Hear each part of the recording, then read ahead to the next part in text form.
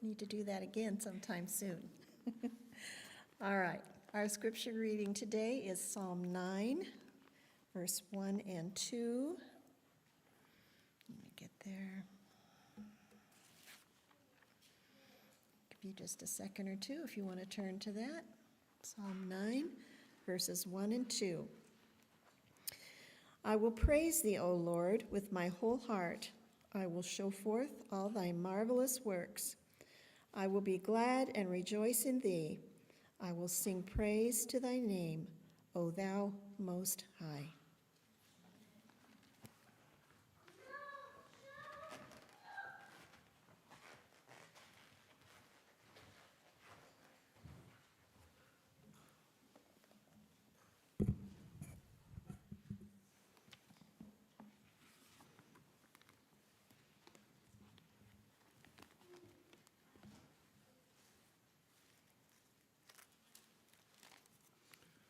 Good morning, everyone. This morning, we're going to take a look at a well-known story from the Bible, and you might be able to guess the story with a few clues. It involves a man who was captured as a boy and taken to a faraway land where he remained faithful to God. And it involves some four-legged animals that have big teeth and a mighty roar. Any guesses? Daniel. Our story is found in the book of Daniel, chapter 6, and it's about Daniel and the lion's den. So I'm sure you're familiar with the story, but maybe we can look a little closer at it this morning and learn a little more from it. And I've said this before, but I think I learn a lot from preparing the sermon, so hopefully you learn something too. You know that Daniel was taken captive when the Babylonian army, under the command of Nebuchadnezzar, destroyed Jerusalem and took Daniel with them back to Babylon. Our story today takes place in the 6th chapter of Daniel, so you may want to go ahead and turn there and have that ready as we look at the story. And we find that the Babylonian Empire no longer exists. The story takes place in the city of Babylon, located in the Medo-Persian Empire, which was a joint kingdom of the Medes and the Persians. They took the kingdom on the night Belshazzar, the grandson of Nebuchadnezzar, had his blasphemous drunken party as his enemies were at the gates of the city. The Medo-Persian Empire was much larger than the Babylonian Empire. The books of Ezra, Nehemiah, and Esther take place during the time of the Medo-Persian Empire. And the first verse of Esther states that the empire contained 127 provinces and stretched from India to Ethiopia. I wish I had a map up there. I thought about finding one, but you can look one up. Maybe perhaps your Bible has one, or maybe you can find one online. But it's a pretty impressive territory that they encompass there when you look at all that they had to manage. And so just as the prophecy of Daniel 2 had said would happen, Babylon fell and the head of gold gave way to the chest of arms and silver. Daniel is now an elderly man and about to face what might be considered his most difficult trial. And all because of jealousy. The king set 120 princes over his empire, and we've mentioned this vast empire. It took a lot of people to manage that. 120 princes, with 3 governors over those princes, one of whom was Daniel. That's an incredible accomplishment for a man who was not only a foreigner and a slave, but keep in mind, he'd been a high-ranking official in the government of Babylon, which Medo-Persia had just conquered. It would not have been any surprise if the incoming emperor had done away with his rival's inner circle. Let's take a look at Daniel chapter 6, verse 3. And there we read, "Then this Daniel distinguished himself above the governors and satraps because an excellent spirit was in him, and the king gave thought to setting him over the whole realm." Now here's an example for all of us. Daniel worked hard and he worked faithfully, even though his boss was a pagan. I'm sure his workplace environment was less than ideal. Despite the circumstances, maybe even despite his feelings, he did his best and he gave it his all. He knew that wherever he was and whatever he was doing, he represented God. God blessed Daniel's faithfulness. The king respected and trusted Daniel. He knew he was trustworthy, and as a result, Daniel benefited. I'm sure there were others who felt the same way towards Daniel, but of course, not everyone felt that way. Daniel lived his life to honor God, and some people didn't like that. Daniel's trial was allowed by God so that more than 2,000 years later, today, people would still be talking about how God did great things through this faithful man. What we see is that Daniel shone the brightest for God when things got the darkest. Let's take a look at the next verse, verse 4. We read, "So the governors and satraps sought to find some charge against Daniel concerning the kingdom, but they could not find no charge or fault because he was faithful, nor was there any error or fault found in him." So they wanted to get him in trouble, but there wasn't anything to pin on him. He'd been honest, he'd been hardworking, and he lived with integrity. In verse 5 we read, "Then these men said, 'We shall not find any charge against this Daniel unless we find it against him concerning the law of his God.'" Wanting desperately to trap Daniel, they knew they'd have to do something in regard to his faith in God, because there was no way he would ever do anything to dishonor God. What a thing for someone to say. We want to get him in trouble, but the man is faultless. Now that's the way to live, above reproach, a true witness for the Lord. Does that sound impossible? It can be done with God's help. If we surrender our lives to God, that can be our experience as well. So they went to the king with their plan, and they appealed to him to pass a law stating that the only one any person could pray to for an entire month was the king himself. Anyone who broke that law would be thrown into a den of lions. Now that might seem like a strange law to us, but when you consider that many ancient leaders were considered, and we talked about this in Sabbath school a while back, or they pretended to be gods, it wasn't a new concept to the people of that time for them to pray to him. It may have actually appealed to the king as a good way to unite the people around their new leader of the empire. So in verse 8, let's read, "O king, establish the decree and sign the writing so that it cannot be changed according to the law of the Medes and Persians, which does not alter." Therefore, King Darius signed the written decree. Now, there was no way in the world that Daniel was ever going to obey this law, which was the whole point. It was designed to trap him. It was passed for the sole purpose of ensuring his demise, and he knew this law was a death sentence for him. So, what would Daniel do? Let's find out in verse 10. "Now when Daniel knew that the writing was signed, he went home. And in his upper room, with his windows open toward Jerusalem, he knelt down on his knees 3 times that day and prayed and gave thanks before his God, as was his custom since early days." Now the law was to be in effect for 30 days, correct? But his enemies didn't have to wait that long to find out what Daniel would do. Daniel broke the new law on day 1.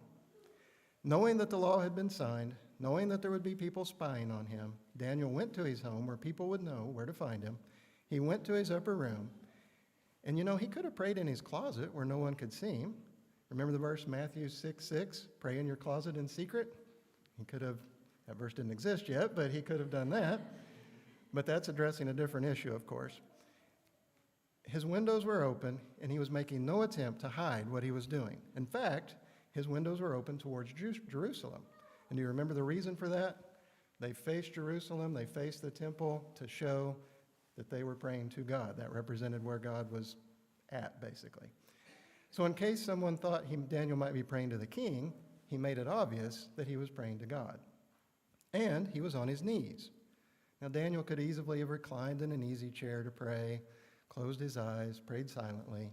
He could have laid down in bed, perhaps. Do you ever wake up early in the morning or lay down at night and pray to God while you're lying there in bed? I do. Sometimes I wake up in the morning and I pray in bed, and then sometimes I fall back asleep. But Daniel could have done that, and he could have said, "Well, that's good enough. I prayed to God." There were 100 ways that Daniel could have been faithful to God without risking his life. But that was not the way this faithful man of God wanted to live. Through his actions, he was announcing, "I am on my knees praying to the God of heaven." And he didn't do it just once. Daniel did it 3 times that day. At least in the New King James Version that we just read, it says 3 times that day, or the King James Version says 3 times a day. So it's possible that maybe he did it more than one day before they went and did what we're going to read about next. Also notice that he prayed and he gave thanks. What was he giving thanks for? He was destined for a lion's den, and yet Daniel was thanking God. So let's think about this.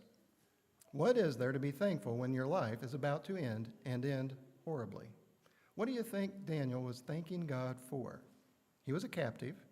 He was a slave in a foreign land filled with idols and idol worshippers and the hideous behavior that went along with all of that. His family had likely been killed by his captors when he was taken prisoner. He'd been separated from his homeland for about 70 years by now. Maybe he was thankful for a long life. Maybe he was thankful for his ministry.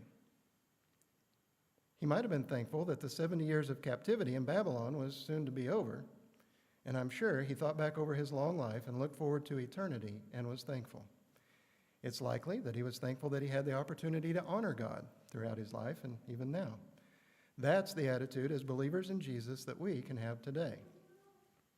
Now, you may be facing something difficult in your life, and I'm sure we all have something that we're dealing with, probably multiple things. Our health, the health of our loved ones, relationships, our jobs, finances, world events, even issues or conflicts in the church, even the worldwide church, the Adventist church, come up that can be discouraging. Can you thank God? You're discouraged. Maybe you're even thinking about walking away from God. Instead, thank God. He's still God. He's still good. He still loves you. Even if things look grim, thank God and don't lose heart. Don't let your faith crash. You can still trust God. No doubt Daniel thanked God that God had it all worked out. Daniel trusted God, and we can too. Let's go back to Daniel chapter 3, actually. Take a look back at chapter 3, verse 17.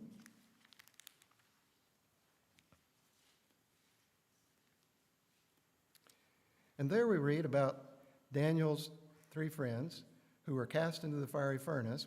Before they were cast into the furnace, they said to the king, verse 17, "Our God, whom we serve, is able to deliver us from the burning fiery furnace, and he will deliver us from your hand, O king.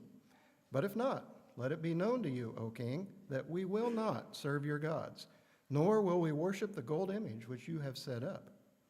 Well, Daniel now faced a similar situation. So let's go back over to chapter 6, take a look at verse 11. And we're back to those jealous men who were spying on him. Let's find out what they did. In verse 11, we read, "Then these men assembled and found Daniel praying and making supplication before his God. And they went before the king and spoke concerning the king's decree. 'Have you not signed a decree that every man who petitions any god or man within 30 days, except you, O king, shall be cast into the den of lions?' The king answered and said, 'The thing is true, according to the law of the Medes and Persians, which does not alter.' So they answered and said before the king, 'That Daniel, who is one of the captives from Judah,'" I like how they refer to him there. Remember him, one of those captives from Judah? "He does not show due regard for you, O king, or for the decree that you have signed, but makes his petition 3 times a day." I'm sure the king was appalled when they told him this, because he realized he'd been tricked. Let's look at verse 14. "And the king, when he heard these words, was greatly displeased with himself, and set his heart on Daniel to deliver him. And he labored till the going down of the sun to deliver him." Now, from that verse, it's apparent that the king was working hard to get Daniel out of this. It says he labored till the going down of the sun to deliver him. Now, you'd think there'd be a simple solution. If the king didn't want Daniel to be punished, couldn't the king just pardon Daniel? He was the king after all. But notice the next verse, verse 15. "Then these men approached the king and said to the king, 'Know, O king, that it is the law of the Medes and Persians that no decree or statute which the king establishes may be changed.'" Notice how they remind the king here. Remember, king, you can't change that law. There was nothing subtle about this. Daniel's rivals weren't even trying to hide their motives now. They knew that the king did not want to throw Daniel in the lion's den, and they were reminding him that there was no way out of this.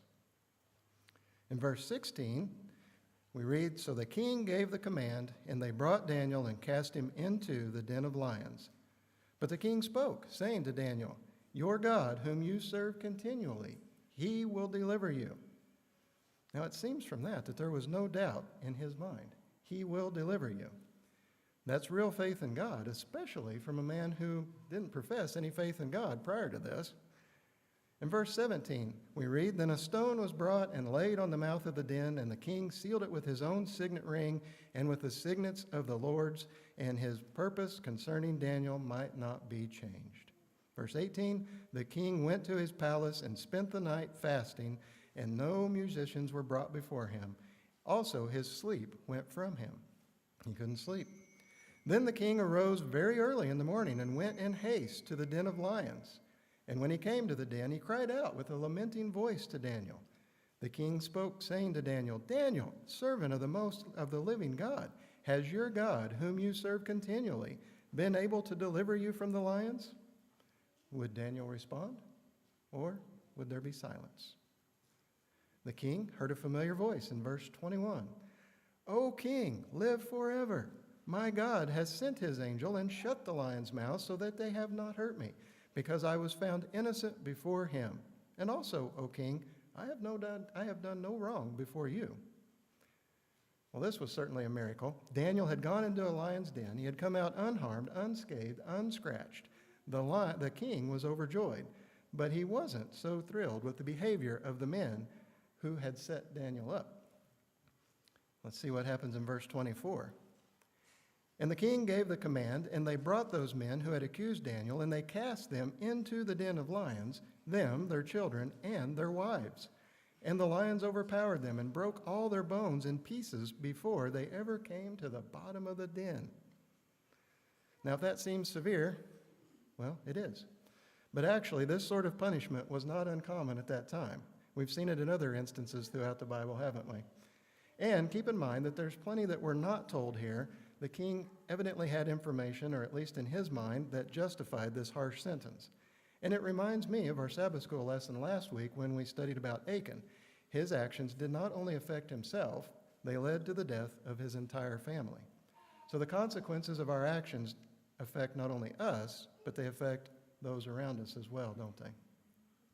What did the king do next? Well, Darius was so impressed with Daniel and his God that he issued this decree in verse 26. "In every dominion of my kingdom, men must tremble in fear before the God of heaven, for he is the living God and steadfast forever. His kingdom is the one which shall not be destroyed, and his dominion shall endure to the end. He delivers and rescues, and he works signs and wonders in heaven and on earth, who has delivered Daniel from the power of the lions." Now, everyone in Medo-Persia would have to honor the true God. Now, sounds pretty good, doesn't it? Does it really? Let's look at Joshua 24:15. We've been studying the book of Joshua, as I mentioned a minute ago, in Sabbath school this quarter, and I think we've covered this verse in a week or so ago, and I think we're going to cover it again. But Joshua 24:15, and part of that verse says, "Choose for yourselves this day whom you will serve."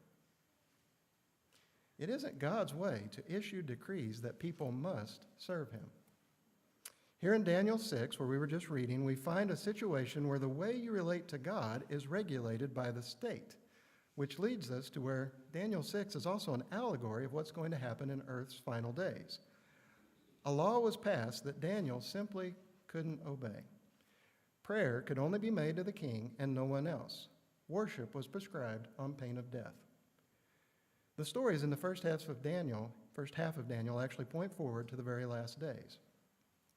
Let's take a look at Revelation 13. And we're not going to read all of it, but I'm sure we're familiar with it. Revelation chapter 13. And in Revelation chapter 13, what happens? A beast rises up out of the sea. And this beast, I'm sure we're familiar with, we've just been having meetings lately talking about this, is the Antichrist, which receives its power from Satan, according to verse 2. So the whole world gives its allegiance to the beast, and therefore to Satan, in verse 3. And then we read the chilling words, "All who dwell on the earth will worship him, except for those whose names are written in the book of life," of course. Then there's a second beast, and something called the image to the beast will be formed. This will mirror the Antichrist power. Apparent miracles are performed, deceiving the people of the world. And then it says that those who refuse to worship the image of the beast should be killed. Verse 16 says, He causes all, both small and great, rich and poor, free and slave, to receive a mark on their right hand or on their foreheads. So here is a power which compels worship and forces or causes people to receive the mark of the beast. This is what Daniel 6 is warning us about. A time when worship will be compelled, when your freedom to follow God according to the way you see the Bible will be removed, and the faithful will be told to do as they're told. That's how the devil operates, compulsion or force, not freedom. Jesus came to set people free. Jesus actually said, the truth shall make you free. And in 2 Corinthians 3, verse 17, it tells us that where the Spirit of the Lord is, there is liberty. God might not always like your choices, but He'll respect your right to make your choices, particularly in the area of worship. He'll influence you. He'll offer to guide you. He will appeal to you. But ultimately, God will respect your choice. Compulsion isn't God's way. We can persuade, we can encourage, we can teach, but not force. Revelation 13 speaks of a time when individual liberties are removed and the world is compelled to pay homage to the creature and not the Creator. So how do you stand at a time like that? How was Daniel able to make that courageous stand for God? Was it because he had a lot of faith? Or was it because he wanted to give the king a good example? No, he did, but that's not what enabled Daniel to be faithful. Let's go back and take another look at Daniel chapter 6, verse 10. We read it a minute ago. Daniel chapter 6, verse 10. And it says in verse 10, Now when Daniel knew that the writing was signed, he went home, and in his upper room, with his windows open toward Jerusalem, he knelt down on his knees 3 times that day and prayed and gave thanks before his God, as was his custom since early days. Notice at the end, what does it say? As was his custom since early days. That was Daniel's secret. And this goes right along with what we talked about in Sabbath school this morning too, which is just amazing. Daniel was close to 85 years old when he found himself in this situation. And he was faithful because that's what he'd always been. It's all he knew. Are you familiar with the term muscle memory? I was trying to think of a couple examples, and one of them, I mentioned this to a few of you a while back, but at work, of course, we do a lot on the computers, charting and things, and they upgraded the computers, and it changed where the layout, where everything was at. And I was thinking, too, you may have experienced this on your cell phones. I know sometimes there's upgrades, and everything moves, and you can't find anything. Well, all the buttons that were at the bottom of the screen that you would click to save and refresh, and all the buttons, were down at the bottom, and in the new upgrade, now they're all at the top. I don't know why. They felt the need to move them to the top, but they did. And so as I'm charting, I'm going through and I'm clicking the little boxes. They're all the same. And then my cursor just goes to the bottom of the screen. I'm like, where's that? Oh, it's at the top. And so I'd have to go up to the top and click it. And I did that once. And then the next time I did it again. And I did it again. And I'm like, what is going on? It's like it was muscle memory. And I wasn't the only one. As I talked to others or they shared with me, like, why did they move those buttons? Now I have to go up here and click them. And it was muscle memory. I was just automatically going to the bottom of the screen looking for that button. And I also thought about playing musical instruments. So whether it's the piano or the guitar or the violin or whatever it might be, as you learn, the first time, it's difficult to make your fingers move where you want them to move, or maybe even typing or something like that. But with practice, with repetition, it becomes easier, and eventually your fingers do what they're supposed to do, whether it's playing the keys or hitting keys on a keyboard or putting your fingers on the frets on the guitar or a violin, and they do it automatically, and you don't even think about it. It happens over time by doing those movements or actions repetitively, doesn't it? Well, it says that Daniel knelt down on his knees and he prayed and he gave thanks before his God. He'd done that so much that it was second nature to him. Not just the physical actions that the spies saw, but the prayer, talking to God, trusting God, the spiritual actions, if you will. So when Daniel found himself in this situation, his spiritual muscle memory kicked in and he surrendered to the will of God. He was faithful because he'd always been faithful. We don't have to look forward to the final days of Earth's history with fear. Rather than losing sleep about difficult days that might be ahead, let's live a life of faith every day. Let's cultivate the spirit that Daniel had. Let's maintain our connection with Jesus every day, as we talked about in Sabbath school this morning. As the children's song says, read your Bible and pray every day, and what will happen? You'll grow, grow, grow. But seriously, it's vital for our spiritual well-being. So let's develop our spiritual muscle memory like Daniel did. There are challenges coming, but if we will surrender our lives to Jesus, God will give us opportunities to reveal to others what God is like. God will sustain us.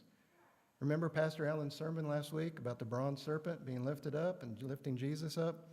Let's remember to lift Jesus up so that we will be drawn to him ourselves and so that others will be drawn to him as well. In this illustration of the days ahead, Daniel put God first, believed in what God could do, and trusted God. Let's make that decision today to do the same. Our closing hymn is number 184.